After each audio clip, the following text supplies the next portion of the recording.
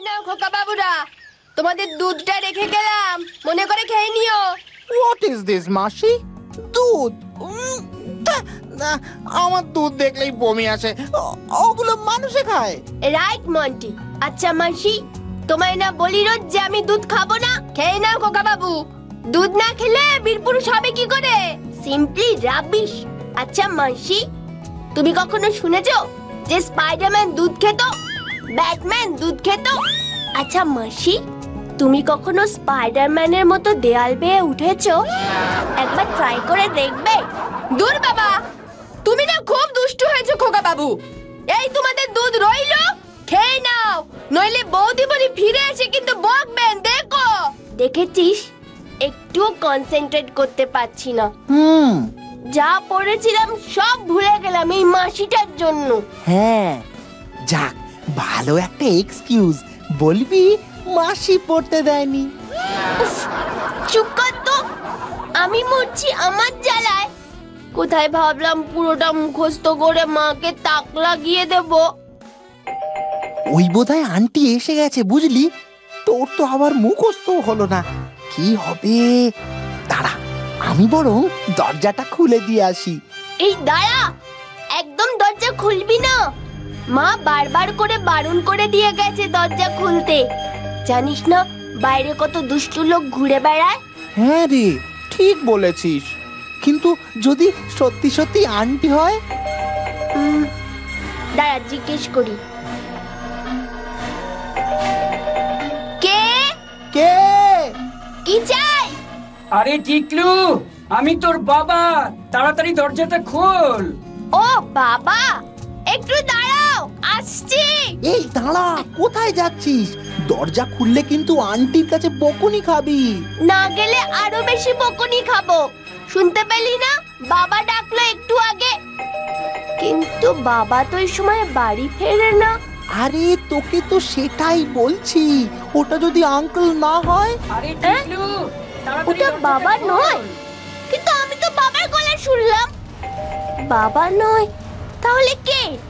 টিকলু, এই টিকলু। যদি চোর ডাকাত হয়? আমি টিভিতে দেখেছি, জানিস, এরকম চেনা লোকের গলা করে ঘরের মধ্যে ঢুকে সব লুটপাট করে পালায়, অনেক সময় মেরেও ফেলে। হ্যাঁ, কি বলছিস? মেরে ফেলে নাকি? তাহলে আমি খুলছি না। কেন? তুই না বীর পুরুষ, তোর এত ভয় কেন? না না, কে বলেছে আমি ভয় পাচ্ছি? যতই ধাক্কা দাও বাছা ধন, আমি দরজা খুলছি না। ভেবেছো ঘরে ঢুকে ডাকাতি করবে? এই মরকট, আমি তোর বাবা, ডাকাত ফাকাত নই। আরে আমার মানিব্যাগটা সোফার উপর ফেলে গেছি, তাই ফিরে আসতে হয়েছে। শিগগির দরজা খোল, দেরি হচ্ছে আমার। এবার কিন্তু আমার খুব রাগ হচ্ছে। এই টিকলু, এই দেখ, এই মানিব্যাগটা সত্যি সত্যি সোফার ওপর পড়েছিল। তার মানে বাইরে ওটা সত্যিই বাবা দাঁড়িয়ে আছে। এবার তোর জন্য আমি ডাবল বকুনি খাবো। দাঁড়াও বাবা, আমি আসছি। খালি টিভি দেখে দেখে বেশি লায়ক হয়ে গেছো না? দাঁড়াও, ফিরুক তোমার মা আজকে। টিভি দেখা বন্ধ করছি আমি। দেখেছিস কত দেরি করিয়ে দিলি আমার? আজকের মতন দেখে নে, কাল থেকে তোর টিভি দেখা বন্ধ। সব তোর জন্য হলো। দেখ তুই কি করি। দাঁড়া দাঁড়া বলছি, দৌড়াবি না, দৌড়াবি। ওই ওই ওই, এক্ষুনি তোকে আঙ্কেল বকা দিল, তুই আবার টিভি চালিয়ে বসলি। এই তুই থাম তো, বেশি বকবক না করে টিভি দেখ। কবিতাটা মুখস্থই হলো না তোর জ্বালায়। বিশ্বস্ত সূত্রের খবর অনুযায়ী এক ভয়ানক আতঙ্কবাদী জেলের গরাদ ভেঙে পালিয়েছে। পুলিশের সন্ধান এখনো জারি আছে। ছবিতে দেখানো এই আতঙ্কবাদী অত্যন্ত সাংঘাতিক। এর বিরুদ্ধে কমপক্ষে 20টি নৃশংসভাবে করা খুনের মামলা চলছে। তাই দর্শকদের উদ্দেশ্যে জানানো হচ্ছে যে তারা যেন রাস্তাঘাটে খুব সাবধানে চলাফেরা করেন এবং ঘরে থাকলে নিশ্চিত হয়ে তবে দরজা খুলবেন। কোনো রকম সন্দেহ হলে যোগাযোগ করুন স্ক্রিনে দেওয়া এই নাম্বারে। আরে পিকলু, দরজার লকটা ঠিক করে আটকেছিলি তো? হ্যাঁ হ্যাঁ, কেন আটকাবো না? আটকেছি তো।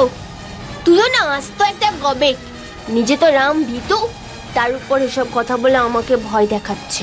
ধর যদি লোকটা দরজা ভেঙে ঢুকে পড়ে, যদি আমাদের মুখে রুমাল চাপা দিয়ে অজ্ঞান করে দেয়? মোটেই না, কারণ এত সাহসী নেই যে টিকলু দ্য গ্রেটের মুখে রুমাল চাপা দেয়।